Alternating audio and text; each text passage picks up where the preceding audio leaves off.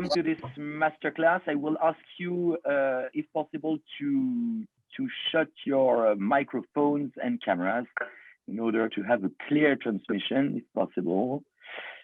Thank you very much. I am so welcome to this masterclass dedicated to crisis management and especially crisis management in light of an example and of a field example, which is Lebanon. This masterclass is, as you well know, part of the Forum Become a Delegate, organized like each year by the Institute Open Diplomacy. I am Raphaël Gourrada, fellow of the Institute Open Diplomacy, specialized on the geopolitical and political issues of the MENA region, and more specific on Lebanon and Syria. And so we are going to talk about crisis management today in light of the Lebanese example. Lebanon has, as you well know, is facing a very harsh period for the past 2 years, a social and political revolution which drove the people to down the streets and prompted a political crisis and the resignment of several of its prime ministers. The coronavirus pandemic, obviously, which prompted last year and which plagues Lebanon very harshly since last autumn. And above all, the dramatic events of August 4th, 2020, when, as you well know, nearly 3,000 tons of ammonium nitrate exploded in Hangar 12 of the Beirut harbor, causing dramatic damages in the northeast capital and in the capital overall, and resulted in the dramatic toll of more than 200 deaths, more than 6,000 injured. And so this is about this crisis that we are going to talk with my two guests. I'm pleased to welcome first Mrs. Dima Jamali, who is a member of the Lebanese Parliament, President for Global Compact Network Lebanon, GCNL, and President of the Commission of Sustainable Development Goals in the Lebanese Parliament. With her for the French side of the crisis, Mr. Loïc Kervran, member of the French Parliament and President of the Lebanon French Parliamentary Friendship Group, member of the National Defense and Armed Forces Committee in the French Parliament.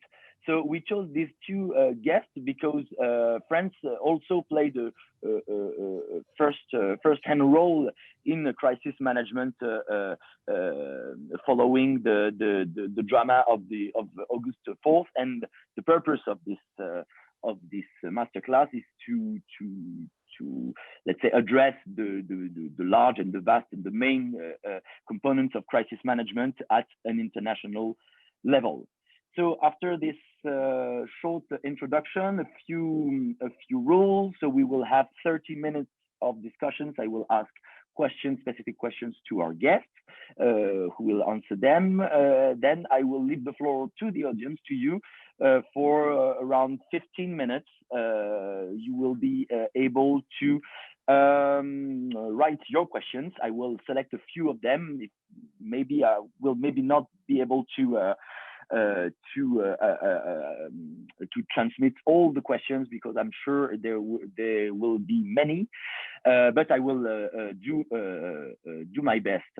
And then we will conclude around 2:55 in order to be on time for you to join your committees and interviews. So without any further introduction, ladies first, obviously, and Mrs. Jamali, I have my first question is for you and is regarding anticipation, crisis anticipation. How is Lebanon preparing itself to crisis management and crisis anticipation?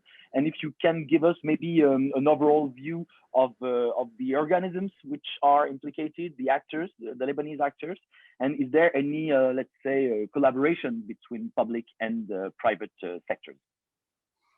So thank you very much, and it's really my pleasure to be with you today for this session, particularly addressing the youth that I consider to be so crucially important for the future of any country. So it is very unfortunate that what has happened in Lebanon and what continues to unfold, and clearly all these signals of crisis were there. So over the past 5 years, we have seen the political system, which is very peculiar system based on religious representation in government and in parliament. We've seen it become even more dysfunctional. We've seen our economy delve into recession. We've seen our banking sector come into crisis over the past 3-4 years. The banking sector has been giving very unusually high interest rates. And this was a signal that it was not sustainable economically, the way the banking sector was handling the banking side. And we had very high unemployment rates, particularly among the youth and women, hovering around 35%, in addition to very high poverty rates, which now are almost at 40% of the Lebanese population, 20% of the Lebanese population living in extreme poverty, which means living on under $2 per day. So if you want, all the signs and all the signals of a potential collapse and crisis were present, plus we had 2,700 tons of ammonium nitrate stored in the port of Beirut. And some of our officials were aware of this and they did not take any action. So anticipation, this, as I'm saying, the signs and the signals were there. Preparation, unfortunately, there was none. The Lebanese officials continue to live in denial. They live from day to day. We're more concerned about what we say on social media and on Twitter instead of concerning ourselves with strategic development, with how to run our economy in a more efficient way, how to revitalize key sectors.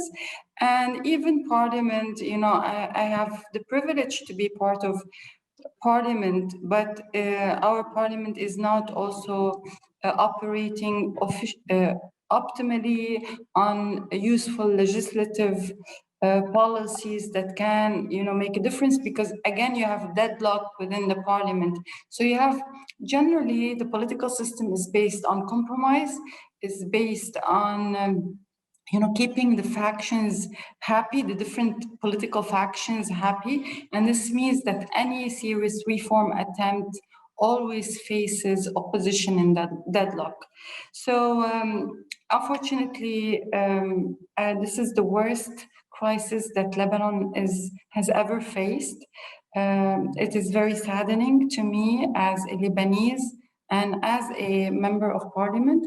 I would have loved to see my country dealing much more proactively and much more responsibly with the different multifaceted crises which have been exacerbated by Corona.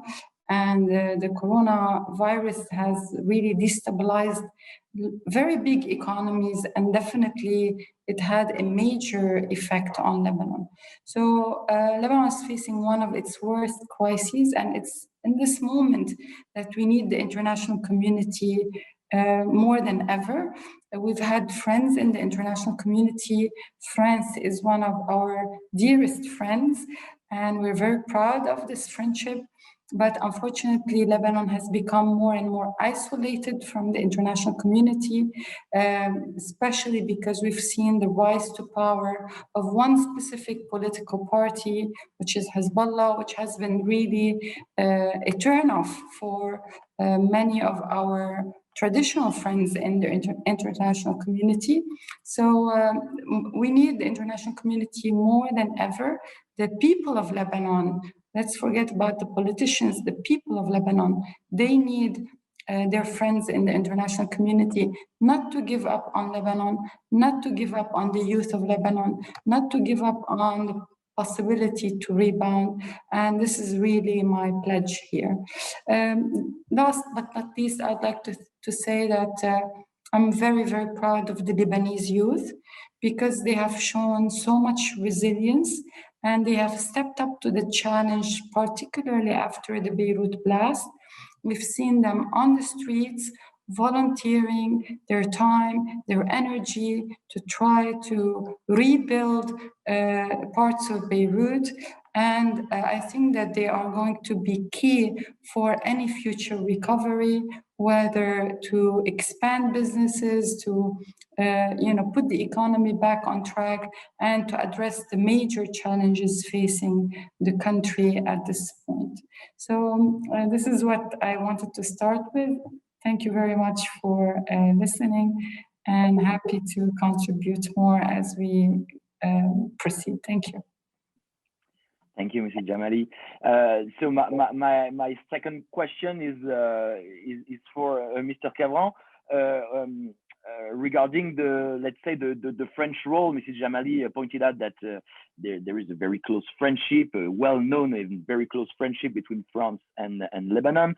We saw that France is very implicated in finding let's say a Lebanese solution to the crisis for the past 3 or 4 years.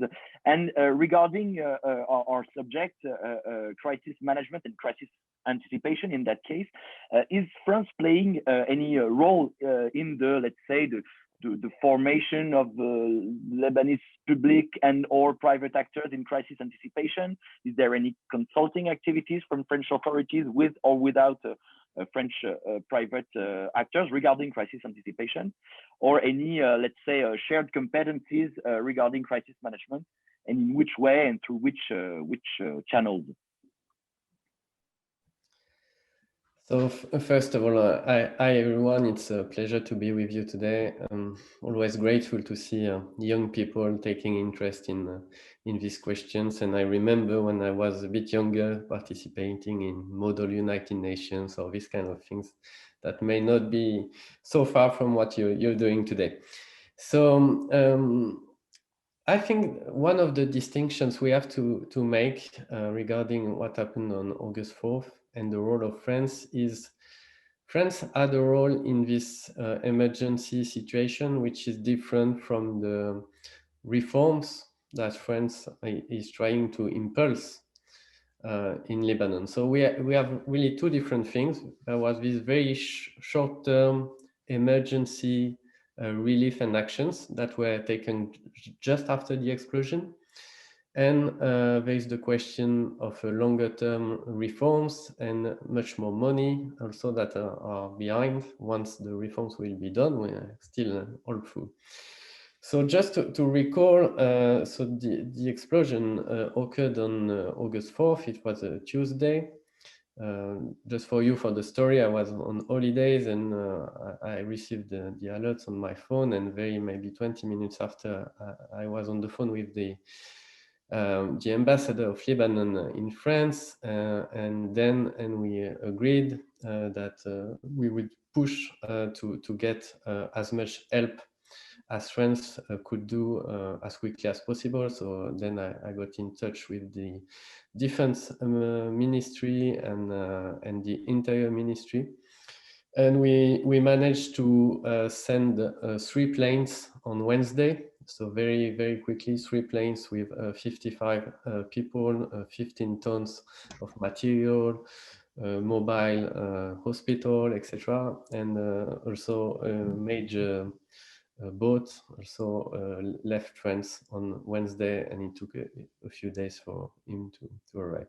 And then on Thursday morning, I was with President Macron in Lebanon, and we were the first, and it was really striking to me, because when he met the Red Cross and the people working on the site of the explosion, we were the first official that they were meeting, meaning that no Lebanese official had been on site. So that was a bit strange for me. So that's for the general context of the intervention. And to answer more precisely your questions, there are some programs between the French what we call civil security, some training programs, and so with the French firefighters. So there are a lot of training programs around civil crisis management to help train the Lebanese people. And also there are some training on the army side, because France has a lot of soldiers within the UNIFIL, the United Nations mission in the South Lebanon. And it's also an opportunity to train the Lebanese army, and sometimes a bit beyond, the Lebanese security forces, on things that can be related to the management of this type of crisis. Yeah. All right. Thank you very much, Mr. Kervran. Indeed, it was striking to see that France responded rather quickly to this crisis, and I think that the French implication was since just after the Beirut blast, very well received by the Lebanese population and the population of Beirut more specifically. Mrs. Jamali, back to you. We talked about anticipation and now the crisis in itself. During the Beirut blast, you said that there was no real management from authorities. So in which way was the crisis managed, and through which channels? I'm guessing that you are going to talk a lot about civil society and the way civil society organized itself, and which partnership, let's say, with between the population and maybe private actors, which coordination, how did it happen? Can you explain maybe this? Yes, for sure. I'll be happy to dwell on this, but just allow me to comment on the comment by Mr. Kervran, to say that I was personally injured by the blast. I was very close to the Beirut explosion, and even my daughter, and we were taken to hospital, and it was a major shock for me. And so I think this was the same feeling of shock and sadness and vulnerability that was experienced by many Lebanese. And I think this is why one of the reasons why none of the officials, or very few officials, actually did step in after the blast. It was really completely, it took us by surprise. And beyond the sadness, many of us, I was personally really injured, and it was a point where I was questioning my involvement in politics, to be honest, altogether. So I wanted to comment on that. But in relation to civil society, I think what was clear after the Beirut blast is that there is major distrust and mistrust in government and in governmental institutions. And this is why all the help was to be channeled through civil society. I am blessed to be somebody who has worked very closely with the private sector and with civil society through my role as a president of a UN network in Lebanon that mobilizes the private sector for social and humanitarian work. I've been doing this for the past 5 years, even before stepping into my parliament role. And we've seen how, we were under demand to step up with the private sector and with civil society to be able to respond to this crisis. And I was really happily happily involved and engaged with various efforts with civil society to rebuild after the crisis. It took me a week to readjust and get back on my feet, get back my mental health. But then it was time to go in action, and we managed to put our hands together with civil society to do a lot of useful rehabilitation work, getting medicine, working on rehabilitation of hospitals, and focusing on SMEs, specifically the SMEs that were affected by the blast. We did a comprehensive mapping, and we were able to help about 80 SMEs to rehabilitate their premises and to get back on their feet. So, it was an interesting turning point whereby all the attention was, in fact, on the private sector, on civil society. And amazingly, as always, the private sector and civil society, they stepped up to the challenge, and they're continuing to do very, very valuable work for Lebanon. I think this is a trend that is likely to continue into the future because, as I said, there is major and real mistrust in government and governmental institutions. So the private sector and civil society are going to be key for a future recovery. Thank you very much. And on the French side, Mr. Kervran, you gave us already a few clues about how this French help deployed in urgency directly following the Beirut blast. Can you tell us a bit more about this? Which channels were let's say mobilized in order to get this help, and also maybe the way if there was any coordination with the Lebanese authorities, which coordination, if not with Lebanese authority, with which actors were involved in this coordination? So maybe you can give us a description of this of the course of this help. Yes, so the Ministry of Foreign Affairs on the French side was coordinating, especially to make sure that because we were working with a sovereign state, so it was normal, and there was no question about having the approval for all the people entering, coordinating with the Lebanese security and with the Lebanese organization. And this was one of the major challenges. For instance, I had one team of volunteers, all firefighters and experts in this kind of events, working on earthquakes, etc., from my constituency. And they were blocked in the airport for maybe 24 hours. And I was trying with them, with the French embassy, to get all the paper done. Because we had a lot of people in France wanting to help, but you have to do the things in an organized manner. And Lebanon had to be able to absorb all these people coming, and we really needed some order to point people to the places. And needed and get some coordination. Otherwise, it would have been just a gigantic mess. But clearly, this is, and I think this is always a challenge. In the first hours, you have more help being channeled and arriving in the country more than what the country can absorb, in fact, because and this first hour, I think it's always the same on earthquakes, on all these catastrophic events.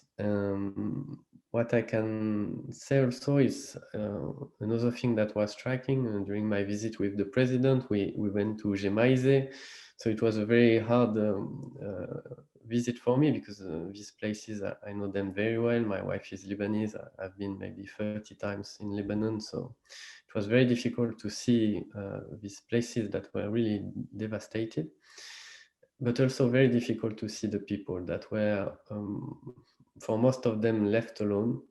They were all with, I think it's broom in English, when you want to brush up things. And they were really doing everything themselves.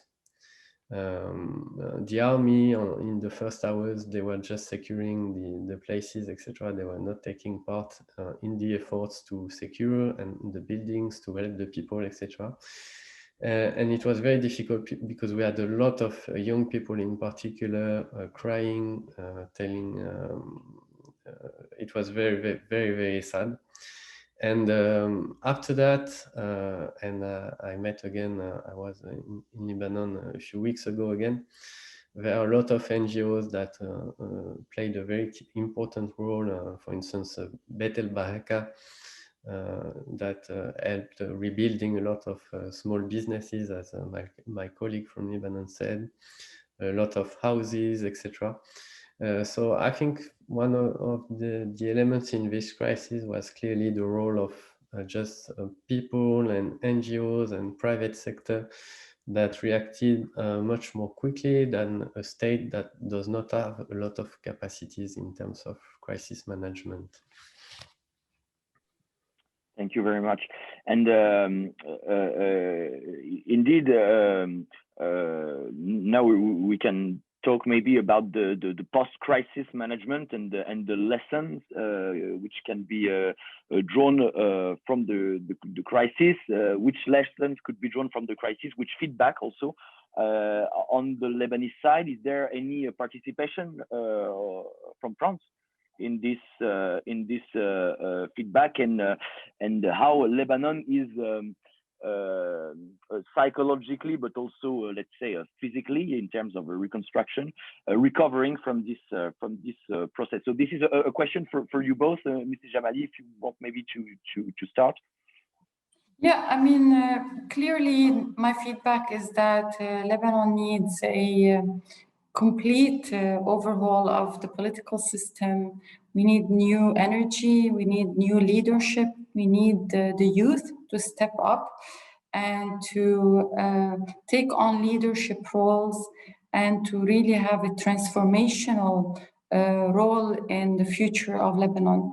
We've seen time and again that our existing type of leadership and running the country is not working.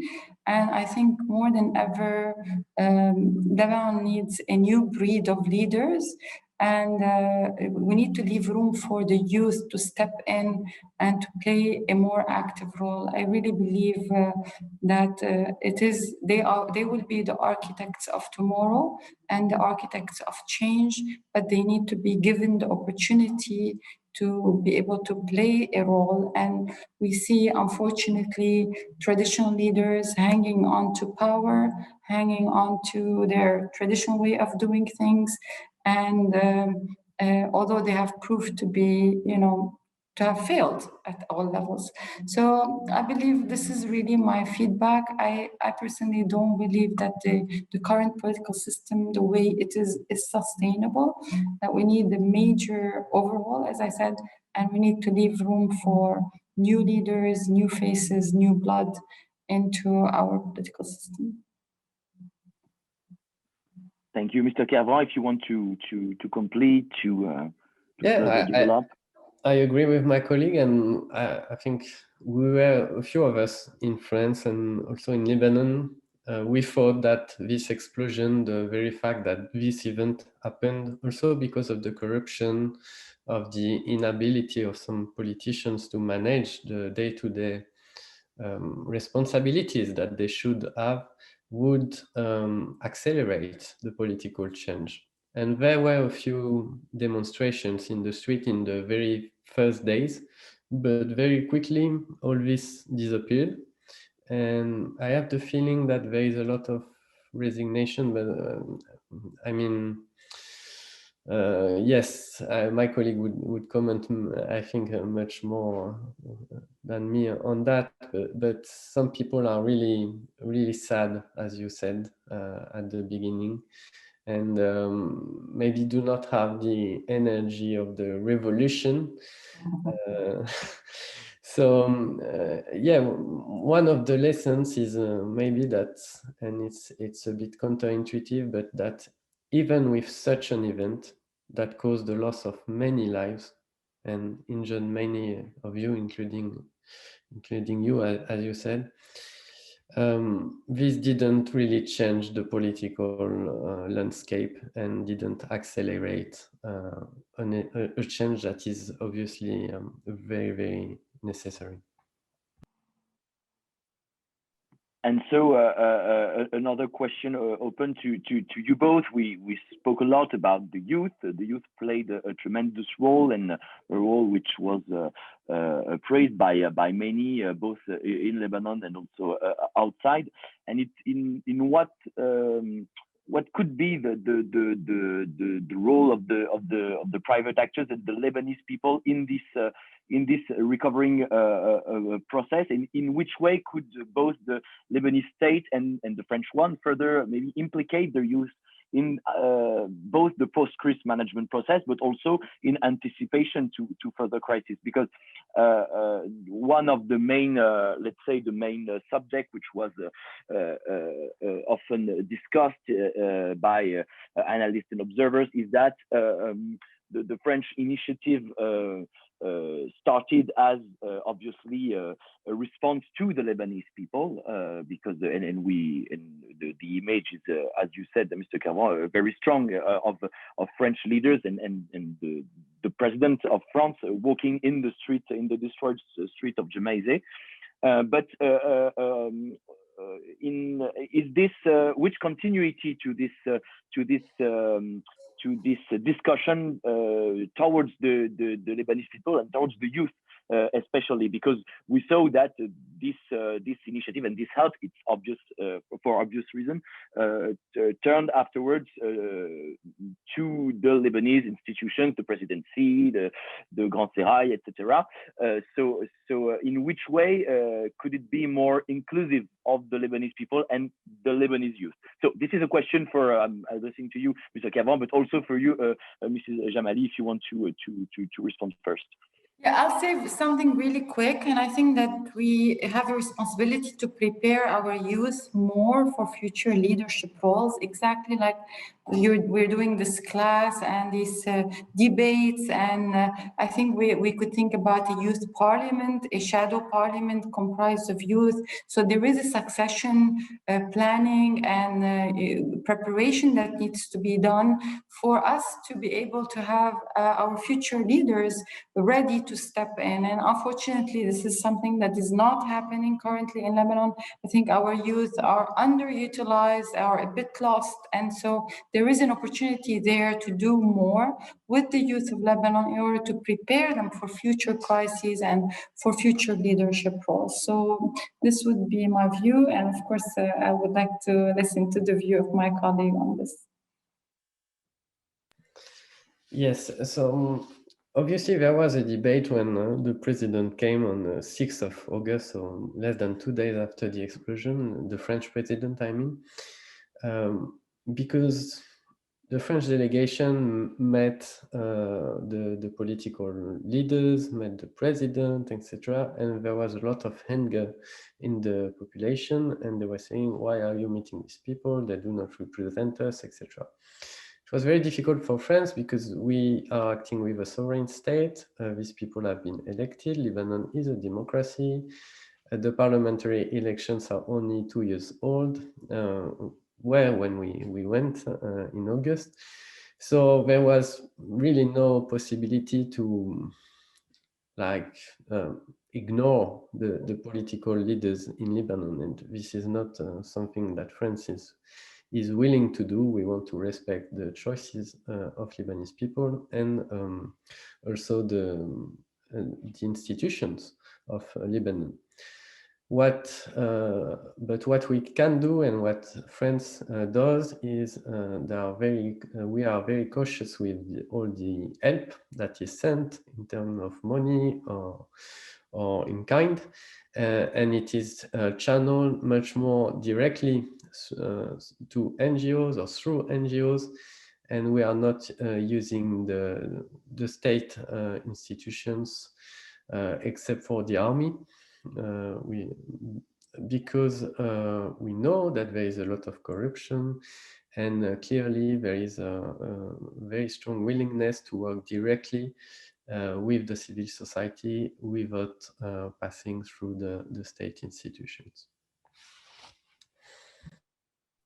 Thank you very much for you both. So now I will take a few questions from the audience. We have a lot of questions, so I will select as many as possible. First question is, we don't hear about Lebanon anymore in the media. Well, it's not entirely true since 48 hours and the riots in Tripoli. But how are things going? Is France still helping on site, and have other countries, international organizations, also offered their help? So if any of you wants to respond to this question. Yeah, I mean, I could say very quickly, I'm going to be very efficient, that yes, the international community is losing interest in Lebanon in general, with the exception of France and few other countries. But I think there has been too many attempts to reform, to change, and they weren't successful. So yes, we do hear less and less about Lebanon in the news, except when there is a major crisis like the blast or what happened in Tripoli over the past 2 days. It is unfortunate, I think, that the Lebanese people and the Lebanese youth are paying the price of something that they are not responsible for, and that we need to see to create rooms for change, particularly by giving, as I said, opportunity to the youth to step in. I think if we want to do something good to Lebanon, we need to the international community should focus on engaging the Lebanese youth and making sure that they're able to have ample opportunities to continue to get education, to get exposure, and to be able to be prepared for future leadership roles. So the involvement of France was not a one-shot, obviously.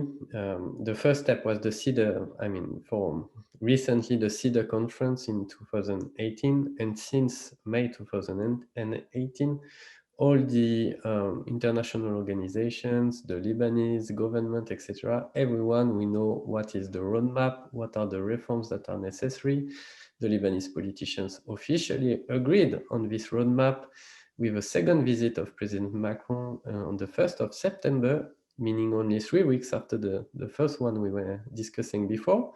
And then we had 2 conferences that were organized by France with all the international organizations, the last one being on the 2nd of December. So which is a major achievement, because in the middle of the COVID crisis, we managed to gather a lot of head of states, and despite the fact that none of the reforms that were agreed by the Lebanese leaders had been even started. So I think that President Macron is very willing on continuing to help Lebanon and the Lebanese people. We are not talking of the political class here. He was supposed to go in Lebanon on the week of the 21st of December, but he was tested positive and he had to COVID, and he had to cancel his visit on. But he said, I think yesterday or the day before, that he would go again to Lebanon. So this is it's a very strong commitment of France. The President Macron is spending a lot of time still on that, speaking with a lot of international organizations, etc., to make sure that we do not lose the involvement of others that could be a little bit tired by the fact that nothing is really changing. So it's really disproportionate, I would say, in the agenda of President Macron, when we see the size of the country, or even the size of the economical interests that honestly are not that big. But this is because of the friendship. It's very strange sometimes for people who are not French or Lebanese to understand that, but there is something very special in the relation between our 2 countries.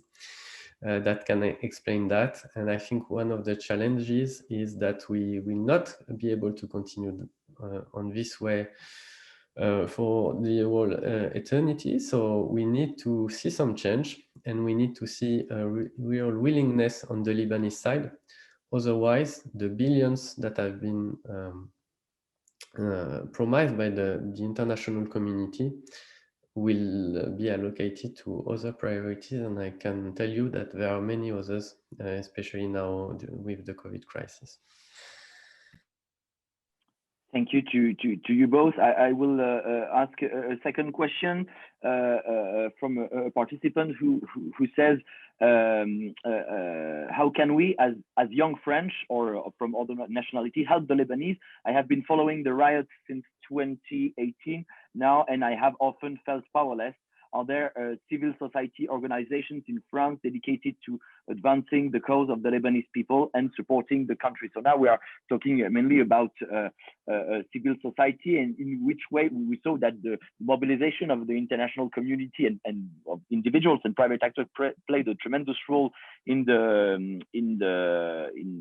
sending funds and money following the Beirut blast.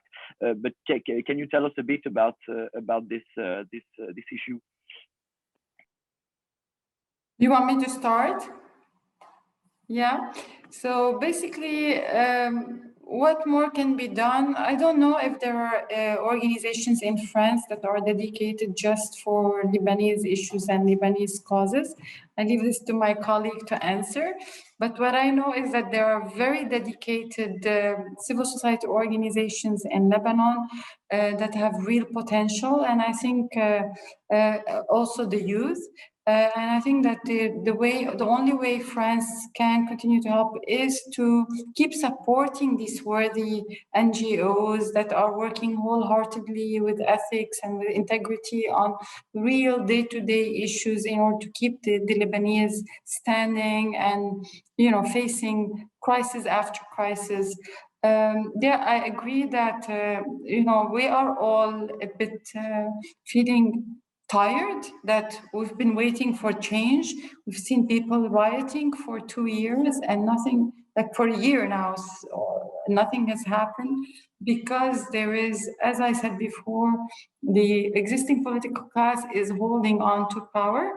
And unless, you know, there is a breakthrough there, so it's like you have a dichotomy, you have the political class on one hand and the entire Lebanese population on the other hand. So we have to support the Lebanese people and not the existing political class. So this is my comment on it.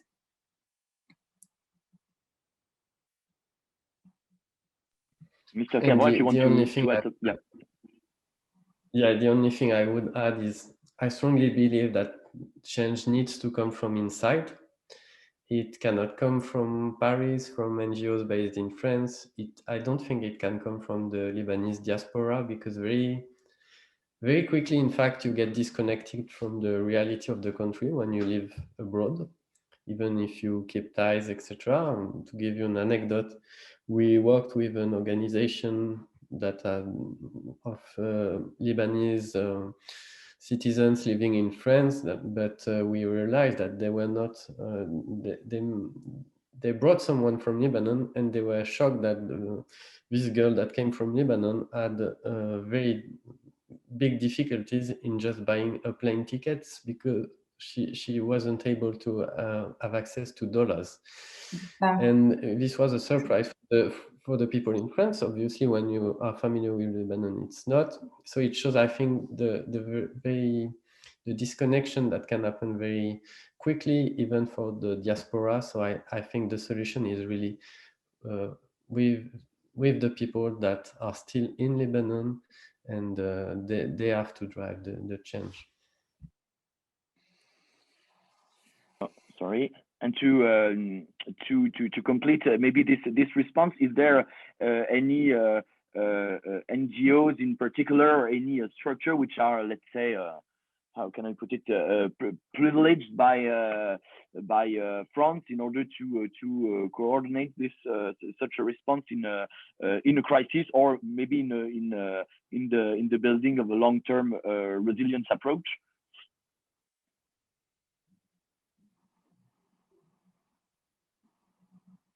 Maybe Mr. Kervran, if you want. So On the political side, obviously, France is not supporting any group or any organization in particular. For the emergency side, France works with a lot of NGOs on site of all sizes, from the Lebanese Red Cross, for instance. Speaking of a big organization, I mentioned Bet El Baraka, which is a smaller organization, but the only thing is that the French embassy there is very keen on seeing the reports and the proofs on how the help and how the money is used. So this can reduce sometimes a little bit the number of NGOs we can work with, because we need to have trust and to work with people we know and that are able to do this kind of reports. But there is really a wide range of organizations that are supported by France or the other countries currently helping on the emergency side.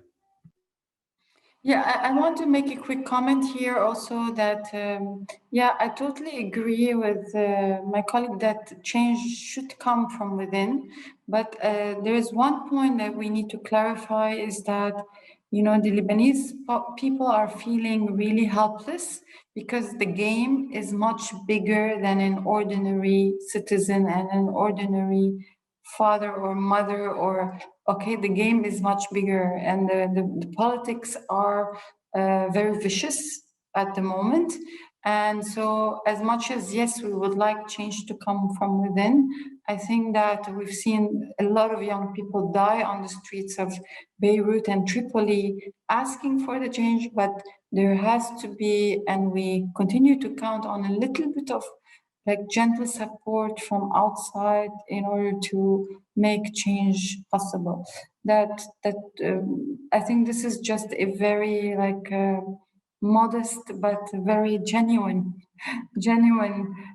piece of insight from somebody who lived in the system, who tried to change from within the system, but faced major difficulties. And I was a member of parliament, I'm saying this. So let alone what would the regular, ordinary Lebanese feel vis-a-vis their ability to make change happen. So, and this is the only thing I wanted to add. Thank you very much. Yeah, I think this is of tremendous importance to know that this anger from the street, which we have seen since the starting of the riots of in October 2019, is the result of this feeling of abandonment from both politicians, the political class, but also international community for Lebanese people. Unfortunately, we are due to leave the room. I want to warmly thank you both for this very rich and interventions, and for the insights you gave us in a very practical way, in a practical manner. I think this is of tremendous importance to have a concrete look at what happened before, during, and after this catastrophe, because we talk a lot about crisis management, but how is it done? It's a very complicated and delicate course. So thank you, Mrs. Jamali, for your input. Thank you, Mr. Kervran, also for your contribution. And thank to the audience. I'm sorry I couldn't take all the questions you asked, but we are pressed by time. I let you all join your committees and interview, and thank you for your attention. And thanks again to our two guests.